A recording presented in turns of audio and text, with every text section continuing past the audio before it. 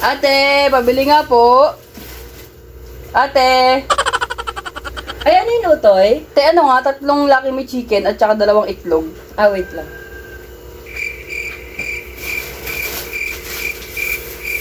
Magkano yan, te? 50 pesos lahat, Utoy. Uy, sakto pa yung pera ko ah. Ano to, pang almusal nyo? Hindi, te. Hapunan namin yan ngayon. Ang tumal kasi ng benta nila mama kanina, kaya taste-taste muna kami sa ganito, sa noodles at itlog. Okay lang yung Utoy, basta may ulam kayo. Oo nga, te. Buti ka pa din, no? Parang ang benta-benta sa'yo lagi, parang hindi ka nagmamatumal na araw, no? Ang dami mong customer lagi. Ay, naku, Utoy, hindi alam mo. Sa negosyo, Utoy, kung nararamdaman ni mama mo yung pagtutumal, normal lang yan. Lahat ng negosyante, Utoy, nararanasan yan. Kahit ako, Utoy, nararanasan ko yan. Kung iniisip mo na laging mabenta, ay hindi. May time talaga, Utoy, na yung hindi mo yung aasahan mo na mabenta siya.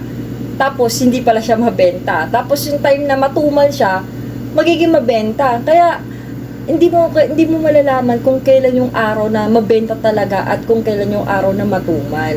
Ganun ba yun, te? O, ganun talaga yun sa negosyo, Utoy. Pero, dapat, pag pag nangyari yun sa'yo, handa ka sa pwedeng mangyari. Kailangan may pang backup ka, may strategy ka para hindi ka malugi. Galing ha? Ganun sa negosyo, Utoy. Kaya pala sila mama minsan, hindi sila nagbebenta. Minsan, nagbibiyahe-biyahe na lang sila pag matumal na ganyan.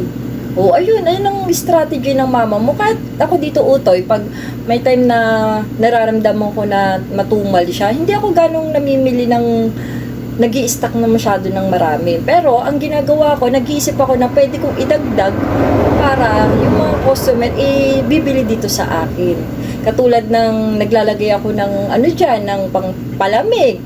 Naglalagay ako ng banana cue dyan. O pag matumal, may iba akong racket. Ganun sa negosyo, Utoy. Kaya kung iniisip mo na laging mabenta dito, ay naku, Utoy, hindi. May time talaga na matumal, may time na mabenta. Kaya pala, te, minsan meron kang mga tinda-tinda dyan sa labas ng tindahan mo, no? Yung pala strategy mo, te. Oo, Utoy, ganun ang ginagawa ko. Kailangan mo ng ibang racket para yung negosyo mo hindi siya malugi. At kailangan marunong kang humawak ng pera para ang negosyo mo hindi siya lulubog or hindi siya malulugi. Oo nga, te, no?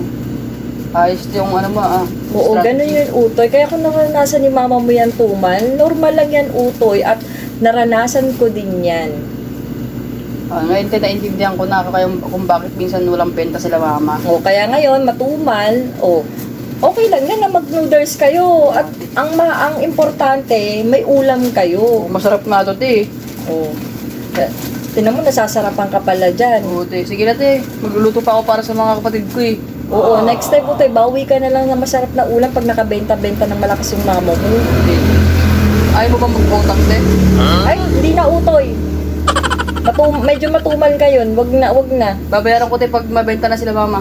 Ay, hindi na, Utoy. Saka na lang. May utang pa kayo dito, eh. Ay, sige, te. Okay na to, te, ha? Oo, okay na yan.